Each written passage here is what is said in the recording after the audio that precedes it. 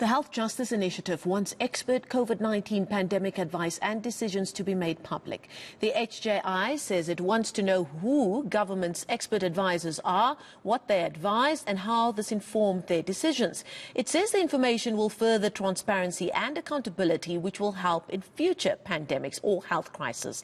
The organization has approached the Pretoria High Court for access to information. For more on that now, I'm joined by Dr. Marlise Richter from the Health Justice Initiative. She's a senior researcher and joins us virtually from Cape Town.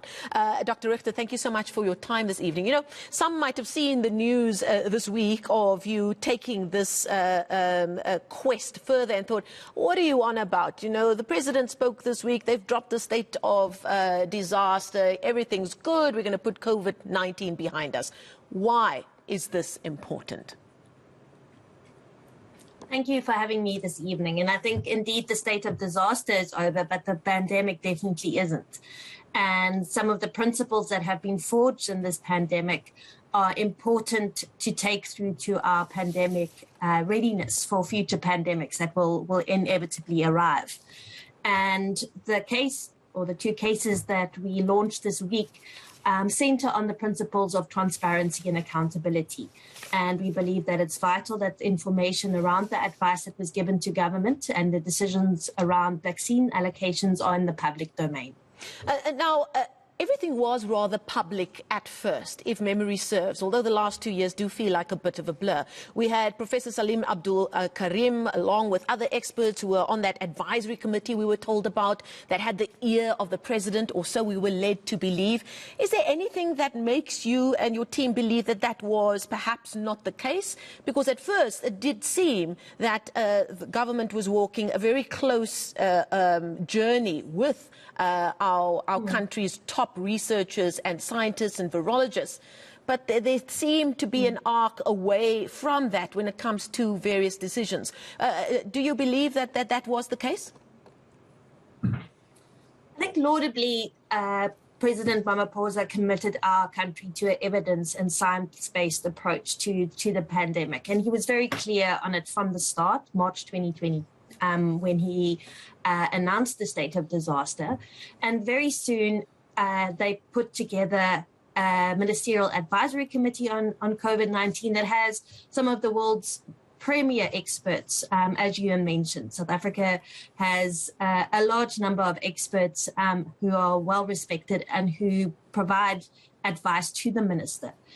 Originally, this advice was not in the public domain, and there was a big push on government from civil society and from media houses to ask that this advice is put in the public domain. The Minister of Health at that time, in mid-2020, said he did not think it was a good idea to have the advice in the public domain because the advice doesn't necessarily summarize government's decisions on various matters related to COVID.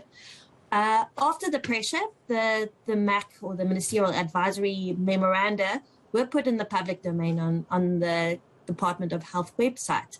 And there have been many, more than 120 that have been uploaded to the site. But they're not done timelessly. Our research shows that there's sometimes a delay of 3 months between when the advisory committee provides the advice to when it's published. We also don't know if all the advice is publicly available. One does, though, if you do sit down and think about it, there were specific stories of development that really did raise eyebrows at the time. I was just reminded this week of one, the tobacco ban that took place. Then, of course, there's one that you highlight, the elite athletes who were vaccinated ahead of their age cohort at the time. And then now just this week, the president announcing a list of regulations that are going to be gazetted that will come in place of the state of disaster. Are these just some of the decisions that you feel would be given more clarity if we had access to that information and more transparency? So I think it's important that the public is put in a position where they know what the advice was that was given to government. And it's the government's prerogative to take that advice on or not to take it on.